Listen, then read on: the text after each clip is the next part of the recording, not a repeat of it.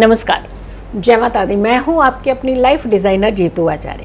कामिका एकादशी व्रत, वो भी सावन के महीने का कामिका एकादशी व्रत। सावन के महीने में जितने भी व्रत पड़ रहे हैं ये बहुत इम्पॉर्टेंट व्रत होते हैं। अच्छा, एक महीने के सावन में वैसे ही सारी चीज़ें बड़ी इंपॉर्टेंट होती हैं, लेकिन 2 महीने में सावन हो जाता है ना, तो सारे सोचते हैं अरे ठीक है, इतने सारे तो हैं, करने तो हैं, ये क्या दिक्कत है। यानी जो चीज़ ज़्यादा मिल जाती है उसकी वैल्यू कम करने लगते हो। बट उल्टा कर दीजिए, यहाँ पर आपको वैल्यू बढ़ा देनी है अपने जप तप पूजा की। यानी ये 13 महीने जो है, ये 13 महीने बने हैं जिसमें एक सावन का महीना बढ़ गया। 12 महीने का सावन होता है, लेकिन 12 महीने का साल होता है, लेकिन 2 महीने का सावन है इस बार। इसमें 1 महीना अधिक मास बढ़ गया। 1 महीना सावन होने के बजाय 2 महीने का सावन हो गया। अब ये सोचिए कि 1 महीना बड़ा है, प्रकृति ने हमें कुछ दिया है, ऊपर वाले ने कोई एक देन दी है, तो कुछ तो सोच समझ करके दी होगी ना। अधिक मतलब पुरुषोत्तम मास। अधिक मास को कुछ और क्यों नहीं कहते, मल मास कहते हैं उसे। यानी जिसमें आपने बहुत सारी अपने घर के इवेंट्स नहीं कर सकते हो, लेकिन वहीं दूसरी तरफ इसे पुरुषोत्तम मास भी कहते हैं। भगवान के नाम के साथ जुड़ गया ये मास का महीना। तो सोचिए ये कितना तप का महीना होता होगा कि जो आपके लिए स्पेशल बोनस में आया है। ये क्यों ऐसा दिया उन्होंने आपको? क्या ऐसे योग बन गए, क्या ऐसे संयोग बन गए? बहुत अच्छे योग और संयोग बन चुके हैं इस बार। लगभग 19 साल के बाद ऐसा सर्कल घूमता है जब ये अधिक मास बीच में हमारे आता है। और सावन में अधिक मास जो बढ़ता है, ऐसे तो 9 ईयर्स के बाद में हो जाता है, लेकिन यहाँ पे 19 साल बाद सावन में बढ़ा है 1 महीना। यानी जो महीना बढ़ा है वो आगे पीछे बढ़ता था, अधिक मास होता है, लेकिन जो अधिक मास इस बार 19 साल बाद बना है वो बना है सावन के अंदर। सावन में पुरुषोत्तम मास आया है। भगवान विष्णु की आराधना का ये बहुत खास महीना माना जाता है। साथ के साथ भगवान भोलेनाथ की आराधना का खास महीना माना जाता है। सारे जितने ग्रह हैं, सारे ग्रहों को शांत करने का महीना माना जाता है। सूर्य की आराधना का महीना माना जाता है। दान का महीने माने जाते हैं। 1 महीना माना जाता था सावन, लेकिन ये वाला अधिक मास जो है ये दान और पूजा जप तप का महीना हो जाता है। वैसे भी सावन का महीना जप तप का ही होता है, लेकिन अधिक मास बढ़ने से इसकी वैल्यू बढ़ जाती है। कामिका एकादशी, इसी माह में जो सावन के महीनों में पड़ने वाली कामिका एकादशी का व्रत, ये इतना पावरफुल व्रत होता है। अगर कहते हैं कि इस व्रत को आप रखते हैं तो कई एकादशियों का फल पा लेते हैं। कहते हैं कोई अगर घर के अंदर आंखें मूंद करके सो जाए तो बाकी लोग काम नहीं करते हैं। कहते कौन सा देख रहे हैं, सोए पड़े हैं, जब उठेंगे तब देखेंगे, तब काम करेंगे। लेकिन भगवान विष्णु सो नहीं रहे हैं, सृष्टि कैसे चल रही होती है? अगर भगवान विष्णु सो ही गए होते तो वो योग निद्रा में जाते हैं। योग निद्रा मीन्स अपनी क्लीनिंग, आपकी क्लीनिंग, आपके कर्मों की क्लीनिंग, इन सारी क्लीनिंग का एक समावेश दे करके जाते हैं। ये साधना का महीना, योग साधना में जाते हैं वो, और एनर्जी इकट्ठी करते हैं आप सबका भला करने के लिए। और तप का महीना और ज़्यादा पावरफुल हो जाता है जब कोई भी भगवान देवी देवता तप के लिए जाते हैं, साधना के लिए जाते हैं, योग के लिए जाते हैं, वो एनर्जी को कई गुना ज़्यादा बढ़ा देते हैं। तो यहाँ हमारी और आपकी रिस्पॉन्सिबिलिटी ये नहीं होती है कि सामने बैठ कर के आंखें मूंदी हुई है तो हम भी छोड़ दें सारा काम। इनफैक्ट अगर घर का मुखिया, फॉर एग्जाम्पल, अगर घर का मुखिया कोई थोड़ी देर के लिए निद्रा में चला जाता है, सोने चला जाता है, या फिर अपनी रिस्पॉन्सिबिलिटी से हट जाता है, तो बाकी लोगों की रिस्पॉन्सिबिलिटी ज़्यादा बढ़ जाती है उस काम को संभालने की। तो आपकी जो हमारी रिस्पॉन्सिबिलिटी है ना, ये पूजा भक्ति करने की रिस्पॉन्सिबिलिटी बढ़ गई। अपने इर्द गिर्द इतना अच्छा ऑरा क्रिएट कीजिए ताकि इसका प्रभाव साल भर हमारी और आपकी ज़िंदगी में बना रहे। एकादशी का व्रत आपने कब रखना है? और ये बहुत अच्छे नक्षत्रों की एकादशी भी है। 12 जुलाई को जो एकादशी की तिथि शुरू हो रही है, भरणी नक्षत्र के साथ शुरू हो रही है। भरणी नक्षत्र के साथ एकादशी का आरंभ होना, तिथि का आरंभ होना। और ये तिथि जो है एग्जैक्टली जो है शाम को 6 बजे से शुरू होगी, यानी 12 तारीख को 6 बजे से जो तिथि शुरू होगी, ये भरनी नक्षत्र की तिथि है, तो ये तिथि शुरू होगी भरनी नक्षत्र में। और ये तिथि का जो समापन होगा वो 13 जुलाई को होगा कृतिका नक्षत्र में, और ये शाम को 6:25 पर इसका समापन होगा। यानी तिथि जो है उदया की अगर हम बात करते हैं तो वो 13 जुलाई की पड़ी है। तो आपको जो व्रत रखना है उदया तिथि के अनुसार आपने व्रत 13 जुलाई का रखना है, न कि 12 जुलाई का। दूसरा, गुरुवार का दिन है, भगवान विष्णु का ही दिन माना जाता है, ये जुपिटर का दिन। और कहते हैं कि जिनकी कुंडलियों में जुपिटर को लेकर के दोष होता है उन्हें खास करके इस व्रत को रखना चाहिए।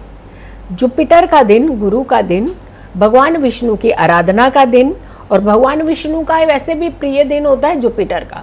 और एकादशी का व्रत पूरी डेडिकेटेड होती है भगवान विष्णु को। तो आपने ये व्रत अगर रख सकें तो प्रिय जो डे होता है किसी भी देवी देवता का, उस दिन अगर हम कोई भी विधि करते हैं वो बहुत उत्तम मानी जाती है। इस व्रत को आप ज़रूर रखिएगा। वैसे भी सावन का पावन महीना चल रहा है, ऐसे में पड़ने वाले सारे व्रत आपको ज़रूर रखने चाहिए। हाँ, अगर आप नहीं सामर्थ्य नहीं है, आपको लगता है कि हम नहीं रख सकते, हमारी बॉडी अलाउड नहीं करती है, या फिर बीमार है, या फिर कहीं ट्रैवल कर रहे हैं, एक्सेप्शनल केस कई सारे होते हैं, तो आप उस केस में उसे स्किप कर सकते हैं। बट भगवान की विष्णु की आराधना तो कर सकते हैं आप। वो तो आप आते फिरते चलते चलते घूमते सब जगह कर सकते हैं। भगवान ने ये नहीं कहा कि बस एक ही जगह टिक जाइएगा तभी करिएगा मेरा नाम लीजिए, नहीं तो चलते फिरते नाम मत लीजिए, ऐसा नहीं कहा। भाव अच्छे होने चाहिए। तो आप कहीं ट्रैवल कर रहे हो तो भी आप भगवान की आराधना कर सकते हैं। जल्दी उठना है सबसे पहले। एकादशी तिथि हो या कोई भी तिथि हो, कोई भी व्रत हो, तो आपको हमेशा ये ध्यान रखना है कि आप जितना जल्दी उठ करके स्नान लेते हैं वो ऑरा ही बहुत अच्छी होती है, जिससे आपकी एनर्जी जो है वो कई गुना ज़्यादा पॉजिटिव होना शुरू हो जाती है।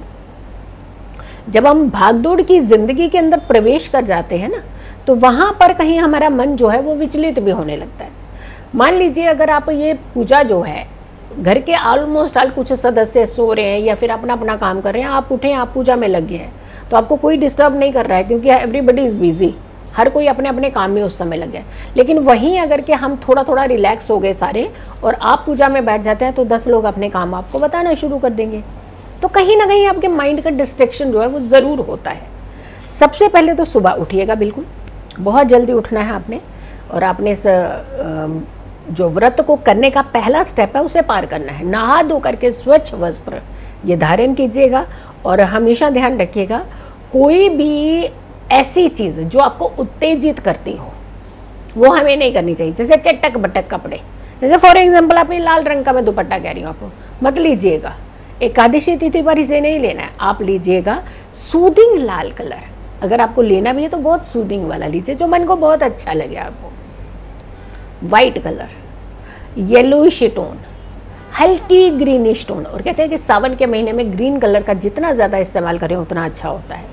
हल्का ग्रीन कलर, जो चीज़ आपके दिल को भा रही है वो कार्य कीजिएगा। नहा धो करके भगवान विष्णु की आराधना कीजिएगा, पंचामृत आप अर्पित कीजिएगा। भगवान विष्णु को तुलसी बहुत प्रिय है, तुलसी ज़रूर अर्पित कीजिएगा। ध्यान कीजिएगा, पूजा भक्ति कीजिएगा, भगवान विष्णु के मंत्रों का जाप कीजिएगा। ये सारी चीज़ें जो होती हैं ये आपके आसपास एक अच्छी लेयर क्रिएट करती हैं पॉजिटिविटी की। पॉजिटिविटी जो है ना वो आपको चल कर के सामने से नहीं आनी है, वो हम ही ने, हमारी क्रिएशन है। We have to create that.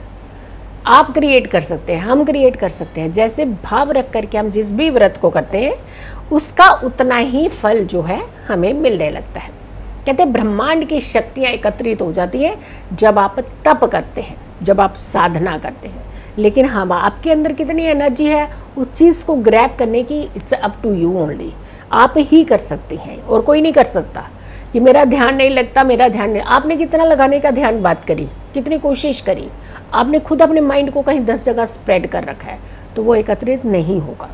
हाँ, कुंडली में लग्न का अगर के ग्रह कहते हैं कि थोड़ा सा विचलित अवस्था में होता है तो ऐसे लोगों का ध्यान नहीं लगता है।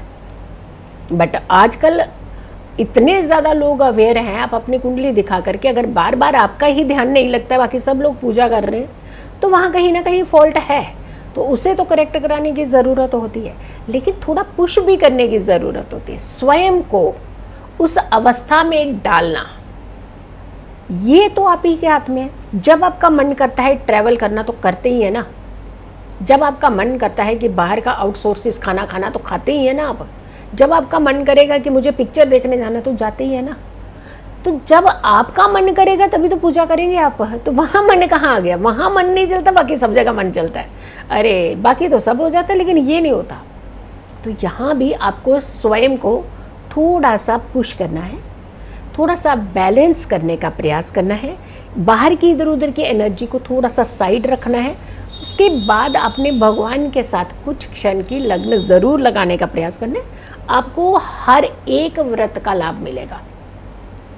और ये व्रत तो चमत्कारी व्रत है। कहते हैं कि हर मनोकामना को पूर्ण करने का व्रत होता है। पूजा पाठ जप तप से आप अपने जीवन की हर खुशियों को पा सकते हैं, हर खुशियों को बहुत शिद्दत के साथ निभा भी सकते हैं। कई गुना दान करने का लाभ मिलता है इस व्रत में किया हुआ दान। कई गुना भक्ति का लाभ मिलता है इस व्रत में की हुई भक्ति, इनफैक्ट सावन में की हुई भक्ति। तो आप इस महीने का ज़रूर लाभ उठाइएगा, जो अधिक मास पुरुषोत्तम मास बन करके आपके लिए आया है। लेकिन 2 महीने के सावन में जो भी त्यौहार पड़ेंगे, उन सारे त्योहारों को ज़रूर अच्छे से मनाइए और दिल से मनाइए, भक्ति से मनाइए, ताकि आपके जीवन में हमेशा पॉजिटिव शक्ति बनी रहे। सो वीडियो को ज़्यादा से ज़्यादा लोगों तक ज़रूर शेयर कीजिएगा। अगर आपने चैनल सब्सक्राइब नहीं किया तो ज़रूर कीजिए, वीडियो शेयर कीजिए और मेरी आने वाली हर वीडियो को ज़रूर देखें। खुश रहें, स्वस्थ रहें, पॉजिटिव रहें। पॉजिटिव रहते हैं तो हर समस्या से हम दूर रहते हैं। जल्दी हाजिर होंगे एक अच्छी वीडियो के साथ। तब तक के लिए नमस्कार, जय माता दी।